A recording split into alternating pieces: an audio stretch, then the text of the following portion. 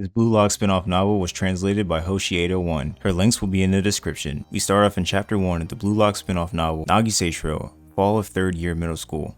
He lay down on his bed and looked up at the ceiling. Under his pillow is a smartphone, a gaming console, and a future prospects questionnaire with only his name written on it. I want to play games, I want to play games, I want to play games, as Nagi thought. Nagi has not submitted his letter or form to fill out, go to high school. His teacher keeps nagging him, and he still has not figured out what to do. His teacher says, Nagi, you can do it if you can. Why don't you do it if you're capable? Don't you have a dream for your future? Get the job you want, get married, and have a happy family. Now that you're in your 3rd year, it all depends on your hard work. To have a stable future, you need to go to a high school with a slightly higher deviation. If you work hard, even going to a prep school isn't a dream. This is the time to do your best. What if you don't do it now? You have to think about your future more seriously. That being said, Nagi didn't even think about what high school he wanted to go to or what he wanted to be in the future. There are no things he's interested in, no favorite subjects, nothing special he wants to do. When he tries to fill out the future prospects questionnaire, he cannot come up with anything more than a frivolous thought of, I don't want to work. Nagi thinks to himself, the future, huh? Working must be a pain in the ass. Don't want to work in a toxic company, don't want to work from day to night, or better say, I don't want to work at all. I want to live without working if possible. The brutally honest words came out of his voice. I don't want to work. How do I not work? Nagi finally picked up a ballpoint pen. Ever since he was little, his dream was always to be to play games and live a lazy life. What should he do to achieve this? Have a high income, he thinks to himself. He thinks about it as he abruptly raises his upper body and spins the pen around with his fingers. Yeah, I'll get a good job at a good company, make some money, retire early, and live just to play games. That's what I'll do. Any industry is fine, but he wants to work for a company that pays a lot of money, gives him plenty of time to spare, and allows him to earn a high income without any overworking. He should probably go to a good high school for that. He flipped through the National High School Guide distributed by the school. Nagi randomly opened a page and with a high school with a fairly high deviation. He fills in the field for the school he wanted to go to. His motive is completely different from what his teacher said. He chose a high school not for the sake of a happy family or a stable future, but for the sake of a lazy life. This will do. Time to play, says Nagi. At last, Nagi got his hands on a game console. Nagi had picked Hakuho High School. Even his teacher was surprised and still scolded him. Nagi's first choice was a prestigious school in Tokyo. Although he was scolded, he did not change his choice of school because it was too much of a pain, and his parents also did not interfere with him. Even though he had decided on the school he wanted to go to, he didn't study for the entrance exam. The winter was too cold to get out of the futon. While other students were going to cram schools, taking mock exams, and feeling happy or sad about the results, Nagi snuggled up in bed and played games. He thinks to himself, maybe it's about time I do that too. It was 2 weeks before the real exams. While lounging in bed, he reads reference books. Nagi thinks to himself, Japanese language isn't interesting. I'm getting sleepy. How about science? He yawns. Social studies? Oh, I just have to memorize it. Math is, my head's a mess. I've heard this English before in a game. Thanks to those 2 weeks he spent where he wasn't like him, Nagi was able to pass the entrance exam and get accepted to an elite prep school in Tokyo. Nagi now enters his first day of school. The blooming of cherry blossoms coincides with the entrance ceremony, and pink petals dance in blue sky. New school, new friends, new life. The Hakuho High School uniform with its houndstooth check pattern on the collar has a high brand power itself, and the new first year students in their brand new blazers are proud to wear it. They all had hopeful eyes and listened nervously with their backs straightened, even to the terribly boring speech by the principal. Mixed along them, the only one with half dead eyes is, of course, Nagi. Nagi thinks to himself, the necktie is tight. He went through the entrance ceremony with such thoughts in mind and went to his new class. He was relieved to finally be able to sit in a chair. While he was sitting in a daze, the guy sitting next to him started talking to him. You're so tall. Which middle school are you from? I came from an affiliated school. Well-groomed eyebrows and white teeth, a slightly daring bright hair color. On his wrist is the latest smartwatch. The positive aura of a talkative guy is radiating from him. I told my middle school I'd never heard of it. Where is that? Kanagawa. Kanagawa, huh? I don't know much places other than Yokohama, but I bet it's rich in nature. I live in Shibuya, so I've only had a chance to visit Meiji Shrine. As soon as he realized that Nagi was not from Tokyo, his attitude changed. However, the conversation was cut off because Nagi ignored him. The talkative guy seems to have lost interest in Nagi's lack of response and talks to a male student on his other side in the same way. Hakuho High School is one of the top prep schools in Tokyo, so of course the students are those who have undergone a reasonable selection process. In other words, they're a group of elitists who are a complete opposite of Nagi. There are those who are elitists because they are rich, there are those who look strangely full of themselves, and those who are just flashy. The extroverts from earlier have already set up a class line and are putting their phones on top of each other. Nagi thinks to himself, everyone's overly conscious, aren't they? I can't wait to go back to my room and play games. In the midst of all the noise, the front door rattled open and the teacher with glasses walked in. He starts to shout, okay, that's enough chit chat. Everyone take your seats. In a clear voice, he wrote his name on the blackboard with white chalk. He looked around happily at the students and gave a brief self-introduction. There was something I want everyone to know about the 3 years that are about to begin. 3 years of high school may seem long, but it's actually short. 3 years is far too short of a time to accomplish anything, and if you don't do anything, it will be over in a blink of an eye. I want you to think that this is what these 3 years are. Nagi thinking to himself, he's just sleepy. He's always sleepy, but spring is even more of a struggle. As he dozed off, the teacher said in a loud voice, "The job of high school students is to find their dreams. All of you who have made extraordinary efforts to pass the exam in our school are magnificent, unpolished gems." When he pried open his about to close eyelids, he found that most of his classmates were leaning forward to listen. Nagi, who didn't really try hard, was slightly taken aback. The teacher's talk seems to have really stuck with all the students except for Nagi. The atmosphere in the classroom is much more intense than it was from the start. His teacher says, "I am sure that you will find a dream that you can be really passionate about during your high school life. That day when you can be passionate will surely come." He was even more confused than before. Nagi has never been passionate about anything, and he never wanted to be passionate about anything ever. A life of lazing around and playing games is a dream, but he's certain that's not the dream that his teacher talked about. A dream he could be really passionate about, he couldn't imagine it at all. Rather than dreaming like that, I want to enjoy life. Ha, what a pain. Thus, Nagi's high school life began. Someone blocks Nagi on his way back. It was an invitation for a sports club. Nagi is 190 centimeters tall. For someone who does sports, this height alone is a gift. Someone yells out to Nagi, "Hey you the tall guy there, wait for me." A high-pitched female voice echoes in the hallway. "Why don't you join the basketball club? It would be a shame to let your body go to idle. If you work hard, I'm sure you can be a regular." When Nagi was about to leave, the one who's not completely but almost forcefully pushing him and stopped him was a senior girl who said she was the manager of the basketball club. Nagi abruptly shakes his head sideways. She asks, "Why? Have you already joined another club?" He nodded his head. "Oh, too bad. What club are you in?" And Nagi tells her the Go Home Club. She says, "Oh, I see. Wait, hey." He flees quickly. There's no way he's going to do sports when even walking is a pain. However, shortly after entering the school, the basketball, volleyball, baseball, handball, and for more some reason, the cheering squad also came to recruit him. The most eager among them is the basketball club. After that, the managers and seniors came to him many times to encourage him to join the club. Nagi Seishiro, today's the day I won't let you get away. It's a waste to be that tall. Come to the gym once. I'll show you how fun basketball is. Everyone on the basketball team kept constantly telling Nagi to try to play and do this and do that, and he couldn't take it anymore, so he ended up playing with his smartphone. They all say, "Let's give up now. We can't have a team player who's a weirdo." Seeing the chance while a guy from the same class was talking, he quickly fled. After several such exchanges, they finally stopped recruiting Nagi. However, this was also the result of the reputation that, because he's a weirdo, has been established. He is always alone and speaks only as little as necessary.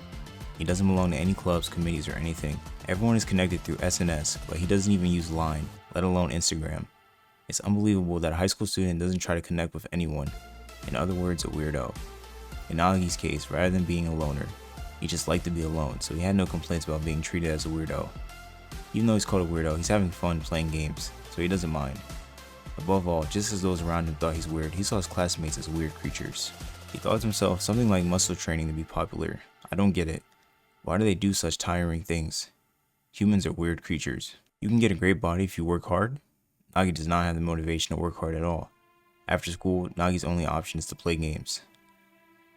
School for naps and room for games is his daily routine. So finally he came back and it was game time. Summer is here. The sun is tiring and being tired makes Nagi sleepy. So today Nagi was dozing off again on his desk. While he was taking a comfortable nap, he was awakened by a knock on his desk. Huh? When he looked up, he saw the examiner with gray hair and dark glasses, glaring at him with a sullen face.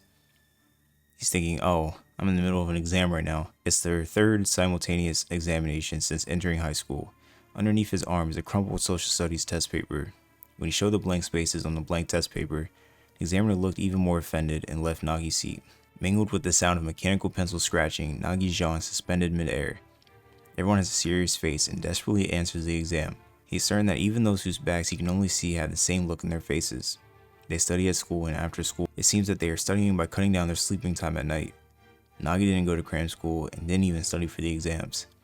Even though he doesn't work hard, he gets a near perfect score in social studies every time, including quizzes.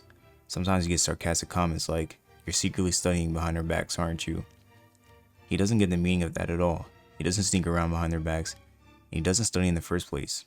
He thinks to himself, what are they trying so hard for? It's a simple question that has stuck in his mind ever since he entered high school. Is it because they want to be anyone else? To not lose to anyone else? Everyone likes to compare themselves with others, be it academic, sports, popularity, or muscles. What's the point of competing with someone else? Trying to fight, looking up to others, wanting your own value? Human beings are strange. Just being alive is fine. They want to compete with each other, one up each other, and think that I'm a special chosen one. But he thinks that wanting to be special and working hard proves that you are not special at all. That's because you have no talent from the beginning. He's not interested in competition because no one would be interested in him like that. Why is he even thinking about this? Well, he's fine as long as he can live comfortably. What a pain. Some later that day, the social studies test papers were returned, and Nagi got a score of 97. It was the highest score in his class year. Now in September, the calendar says it's fall, but it's still hot in Tokyo. It's a pain to walk home in the heat. I wonder if someone can give me a piggyback ride, Nagi thinks to himself. That is what he's thinking about quite seriously at the moment. In the middle of the classroom, the jocks and the extroverts have gathered and made so much racket. Next month is the biggest event of the second semester, the interclass ball game tournament. Those with good athletic ability can showcase their skills. They were eagerly discussing practice, strategy, members, and so on. Someone says, Nagi, since you're tall, are you going to play volleyball? Since it didn't matter even if he didn't want to, he was forced to participate in the men's volleyball. The captain is that talkative guy who sat next to him in the first semester. They say things like, will he be fine? He's tall, but I feel like he's going to be useless. If he's that big, let's make him scare him off. He's an indoor type who only plays games. It was no wonder that no one expected him to be a force to be reckoned with. Because he's just there to make up for the number, he didn't particularly complain even though Nagi didn't participate in practice even once, and the day of the event arrived. Someone says, huh? You don't even know the rules? For real? Those who are seriously taking the ballgame tournament are surprised. Nagi's not interested in volleyball, so he doesn't know the basics, such as how many points are needed to score to win. Don't hold us back, we've been practicing every day after school, they tell Nagi. Saying that, the captain pushes their team bib against him. He thought, then why don't you just leave me out? But it seemed that it's a rule that each person has to participate at least once. Just stand still. When the ball comes, jump and block. If we fall back, just stay out of the way. Fine. After receiving a rough explanation, he stood up on the court.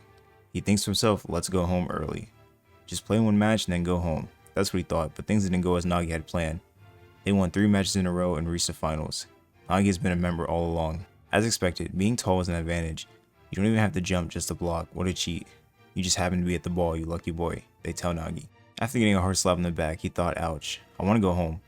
Nagi's just standing in the court as instructed by the captain to just stand still. When the ball comes, block it as instructed and return it to the opponent's court. However, it seems to look like he just put his hand out there and just happened to block it. Everyone thinks that there's no way a beginner can easily repel a sharp spike with the palm of their hand in such a normal and relaxed manner. In reality, Nagi reacts quickly to balls within his reach and with his amazing reflexes and hits them back accurately. Humans can only understand what they can imagine. That's why no one knows how amazing Nagi is. Thanks to Nagi, the team wins a close game and advances to the finals. If it wasn't for Nagi, they would have been eliminated early. With each win, the audience grew and the gymnasium for the finals was overflowing with people. The captain put his hands on his hips and sends out encouraging words. The other team is strong. They won in straight sets from the first round, but we have teamwork. Let's keep at it till the end. We've come this far, we're gonna win. Don't give in to the pressure, we can do it. The team formed a circle and shouted yeah, though Nagi didn't say anything. The fierce match went to a full set. The number of spectators grew as they watched this rare and heated battle. Even in the 5th set, it was all by means a heated battle. Nagi glanced at the scoreboard and saw the score was 14-15. One more point, one more point, one more point. Nagi's classmates wearing matching t-shirts are standing shoulder to shoulder, cheering loudly. The rhythm of their cheering sharpened their concentration of the players, except Nagi. Dripping sweat falls onto the court. Thanks to all that cheering, Nagi finally realized. If we get one more point, we win? He was thinking to himself. He wasn't quite sure. In volleyball, the final set is 1-15, with a deuce if the score is 14-14, and a win if there's a 2-point difference, Nagi thought. One more point and I can go home. I can play games. Nagi catches up with the tension on the court. The underling character of the basketball club who made a fool of Nagi back in spring hits a powerful serve. He has been training stoically since then and his shoulders and back are solid. When the enemy libero dives to receive and then got it, nice one, a deafening cheer breaks out. The setter raises the ball high and the attacker steps in to match it, making a squeaking noise. His muscles pulsate as if a bow being pulled to its limit. Get it at all costs. Here it comes. His teammates prepare themselves for a strong spike coming, lowering their backs at once to defend. The enemy attacker's powerful jump shows aggression. Using his 5 fingers, he dropped the ball gently. It's faint. The cheering of their classmates turn into screams. The ball loosely falls where no one is there. Captain next to Nagi, who jumps to block with a look of astonishment on his face, just watched the ball go. Perfect position that no one can react to. If we don't get this ball, the game will continue. Nagi doesn't want that, so So Nagi stretches out his left leg. I just have to return it, right? He thinks. Just before the ball makes contact with the floor, he gently kicks it up with the top of his foot. It should land just above the setter's head. Whoa. The setter was startled and lifted the toss. The captain barely reacted and returned it to the opponent's court. A stubborn spike landed in the middle of the standing opponent team. They couldn't react to the sudden return of the ball, which they thought had been perfectly scored. Pon pon pon. At that moment, the shrieks turned into screams of joy. We did it. The captain raised both fists in the air and struck a fist pump pose. Whoa, amazing. The crowd cheered so loudly that the gymnasium shook. In the midst of the excitement, Nagi was the only one slightly withdrawn. Fist pumping for something like this might be a bit embarrassing. His classmates who were thrilled about winning hugged each other while dripping in sweat, and the girls hugged each other and jumped with joy. Lucky us, it hit Nagi's feet. Trapping a volleyball? That's hilarious. Yeah, but the rules say it's safe to use your feet. Everyone thinks that the ball that hit Nagi's foot just happened to go up to the setter's position. He heard mumbling and complaining from the other side of the net. The opponent volleyball team was chattering their teeth in frustration, as if their pride had been hurt. Frustrating? Nagi whispers to himself. I wonder how everyone can be so happy or so frustrated. Nagi could not understand the feelings of his teammates, expressing their joy with every fiber of their being, but also the feelings of the defeated who speak out their frustration. It's happy to win, but it's frustrating to lose. Nagi's overwhelming potential kept him away from these feelings, which is natural for people who play sports. It was probably the same as an adult not being happy when they win a running race against a kindergartner. A definite difference between Nagi and the people around him. In the midst of the frenzy, Nagi quietly left the gymnasium. It's hot outside, but it still feels good because of the breeze. I'm tired. Someone give me a piggyback ride. It took longer to win than expected. Next year, I'll just stand still for real. Cherry blossom season has come again. Nagi is in his second year now. He wants to play games and live a lazy life. Even as the school year progressed, this feeling of Nagi's never wavered. Nagi didn't change, but his surroundings did. It was as if the heat seemed to have gone up a notch. In real life as well as in games, Nagi does not make friends, so he hardly ever talks to anyone. He thought he didn't see anything wrong with that, but it might be dangerous.